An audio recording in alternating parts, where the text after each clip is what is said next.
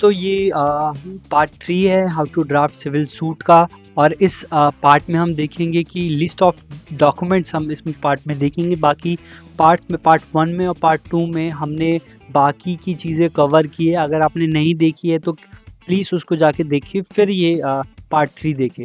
तो अब हम स्टार्ट करते हैं। और हम स्टार्ट करते हैं कि ये जो चीज़ होती है वो सेम रहती है इन दी मैटर ऑफ भी सेम रहता है। अब हम देखेंगे लिस्ट ऑफ डॉक्यूमेंट्स में हम क्या कवर करते हैं। लिस्ट ऑफ डॉक्यूमेंट्स में हम पहले एक कॉलम बनाते हैं सीरियल नंबर का, फिर बनाते हैं लिस्ट ऑफ डॉक्यूमेंट्स का पेज नंबर का। फिर हम इसमें एनेक्चर्स लिखते हैं।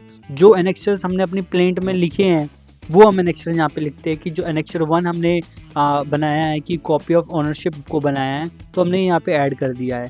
फिर एनेक्चर 2 को फिर हमने बताया है कि ये एक फोटोग्राफ है, वीडियो एविडेंस है। एनेक्चर 3 में हमने दिखाया है कि ये वाटर टैंक्स की इमेजेस ऑफ वाटर टैंक को हमने दिखाया है। एनेक्चर 4 में हमने दिखाया कि सीपेज और डैमेज को जो डैमेज हुआ है प्लेंटिफ की प्रॉपर्टी को, वो दिखाया है। एनेक्चर 5 को व्हाट्सएप चैट्स हैं। एनेक्चर 6 थीफ की फ़ोटोज़ हैं। और एनेक्चर 7 जो है डिस्प्यूट्स की वीडियो हैं। एनेक्चर 8 लीगल नोटिस है। फिर उसके बाद जिसने फाइल किया है वो यहाँ पे इसकी डिटेल आएंगी। ये वो एक वर्ड फाइल है तो इसलिए जो ये चीज़ें हैं यहाँ पे मैंने ऐसी लिखी है। बाकी जब हम पीडीएफ उसकी बनाएंगे तो हम इसके बाद जो है जो भी चीज़ें हुई हैं वो यहाँ पे हम अगर फ़ोटोज़ है तो फ़ोटो आएंगी, वीडियोज़ है तो वीडियो पेन ड्राइव में या सीडी में जाती हैं। हाँ, ये एक वर्ड फाइल है इसलिए यहाँ पे मैंने नहीं दिखाई है। फिर हम जो चीज़ हमने ऑनलाइन रिसीव की है, जैसे व्हाट्सएप चैट है या कोई भी चीज़ है, उसके लिए हम एक सर्टिफिकेट देते हैं सेक्शन 63 में ऑफ बीएनएसएस में। यानी कि ये क्या होता है कि प्लेंटिफ ये अफर्म कर रहा है कि जो भी व्हाट्सएप चैट्स हैं वो ऑथेंटिक है, वो ओरिजिनल है। तो यहाँ पे बताया गया है कि documents has been prepared and submitted by plaintiff in compliance of legal requirement के कंप्लायंस में है, करेक्ट है, ट्रू है, करेक्ट है प्लेंटिफ की नॉलेज से, और ट्रू कॉपीज़ है रिस्पेक्टिव ओरिजिनल्स के। और यहाँ पे हमने बताया कि लीगल स्टैंडर्ड्स को भी फॉलो हुए हैं।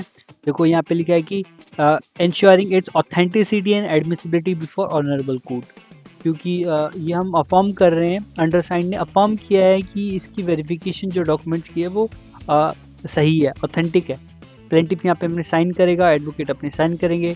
फिर हम आ जाते हैं, फिर हम लास्ट में आते हैं, ये एक वकालतनामा होता है। वकालतनामा का मतलब ये होता है कि कोई भी क्लाइंट, यानी कि क्लाइंट ये अथॉरिटी देता है अपने एडवोकेट को कि वो उनके बिहाफ पे केस लड़ सकता है। यानी कि एडवोकेट को एक अथॉरिटी मिल जाती है अपने क्लाइंट के द्वारा, अदरवाइज तो कोई एडवोकेट के पास कैसे अथॉरिटी आएगी। तो ये वकालतनामा होता है।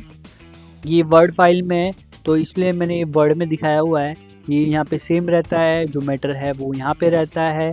फिर बताया जाता है कि जो मिसेस एक्स है वो अपन को एड्रेस वगैरह, फिर वो उनको अपॉइंट कर रहे हैं एडवोकेट XYZ को, जिनका D नंबर ये है और एडवोकेट हैं।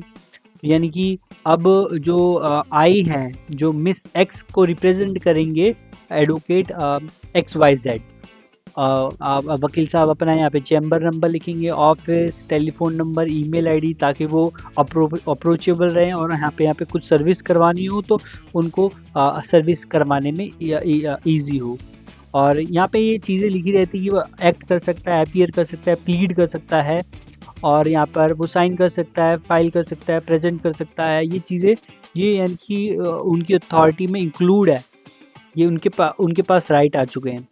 तो ये यहाँ पे ये सेम रहता है, ये एक स्टैंडर्ड फॉर्मेट है। एडवोकेट साहब यहाँ पे साइन करेंगे, क्लाइंट यहाँ पे मैं साइन करेगा।